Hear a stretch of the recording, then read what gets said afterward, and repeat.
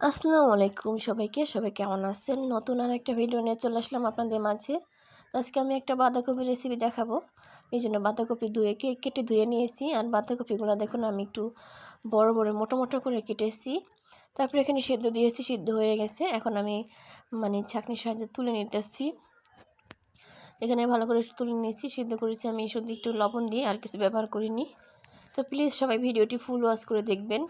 আর video দেখার পর যদি ভালো লেগে থাকে অবশ্যই লাইক দিয়ে দিবেন আর কমেন্ট করে জানাবেন আমার রেসিপিটি কেমন লেগেছে। আর আমার চ্যানেল নতুন হয়ে থাকলে চ্যানেলটি সাবস্ক্রাইব করে পাশে থাকবেন। তো এইখানে হচ্ছে আমি পেঁয়াজ নিয়েছি আর একটু আদা, একটু রসুন নিয়েছি, এটা ব্লেন্ডার করে নিব। তো এখানে ব্লেন্ডার করা হয়ে গেছে। আর ওই পাতাকপিগুলো যখন সিদ্ধ হয়েছে এগুলো আমি একটু ঠান্ডা করে রেখেছি, ঠান্ডা করার জন্য রেখে দিয়েছি। এখানে ঠান্ডা করা হয়ে গেছে। এখন আমি পানিগুলো ভালো করে চিপে চিপে আরেকটা পাত্রে নিয়ে নিতেছি। তো এখানে আরেকটা বলে আমি নিয়ে নিলাম। এই যে পানিগুলো এখন ফেলে দিব, এগুলো বের হয়েছে চিপানোর পরে। তো এখন হচ্ছে আমি এখানে দিয়ে দিলাম স্বাদ মতো লবণ, আর হচ্ছে দিয়ে দিলাম হলুদের গুঁড়া, মরিচের গুঁড়া, ধনিয়া গুঁড়া দিব একটু। তো দিয়ে এখন এখানে কিছুটা বেসন ব্যবহার করব আমি।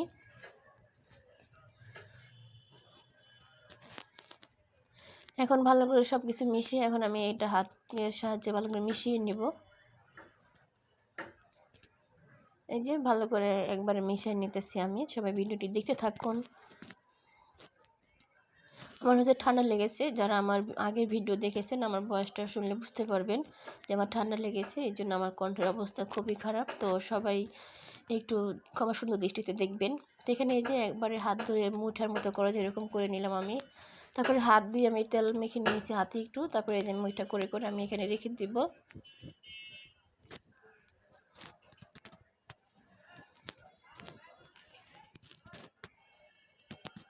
এইভাবে আমি সবগুলা মুঠা করে নিব।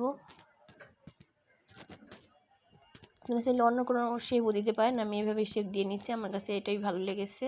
তারপরে কয়েকটা তেল দিয়ে আমি হচ্ছে এটা ভাজবো। এখন তেলটা গরম হয়ে গেছে, এখানে আমি এগুলো একে একে দিয়ে দিতেছি।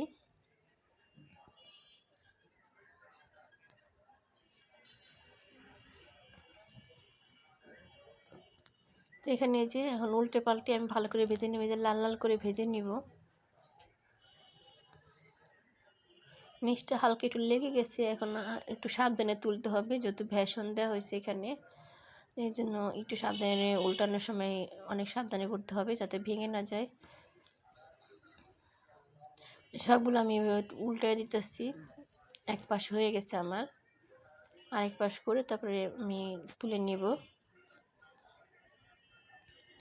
সবগুলো হয়ে গেছে, এখন আমি নামিয়ে নেব। আরেকবার দিব আমি।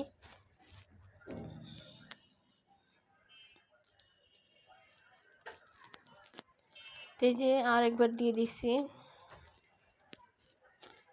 এগুলো আমি উল্টে পাল্টে ভাজা ভাজা করে তুলে নেব সব।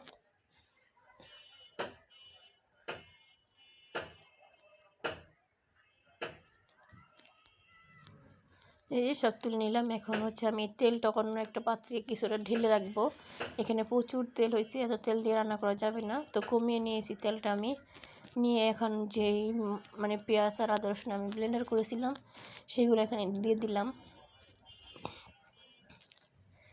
এখানে কিছুটা লবণ ব্যবহার করেছিলাম, সেটি স্কিপ হয়ে গেছে।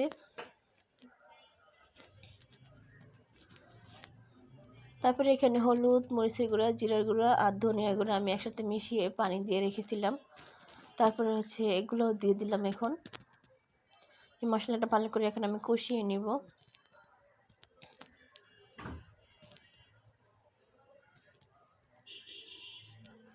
এখানে আমি এখন সেই ভাজা বাঁধাকপির মুইঠাগুলো দিয়ে দিলাম। এখন একটু হালকাভাবে নাড়তে হবে, না হয় একটু ভেঙে যেতে পারে।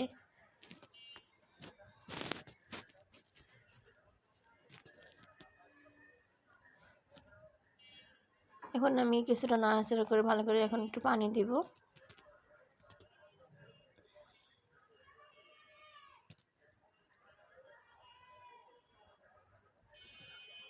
এটা কিন্তু খেতে দারুণ হয়েছিল। আপনারা চাইলে এভাবে বাসায় রান্না করে খেতে পারেন, আর খাওয়ার পরে কমেন্ট করে জানাবেন কেমন হয়েছে।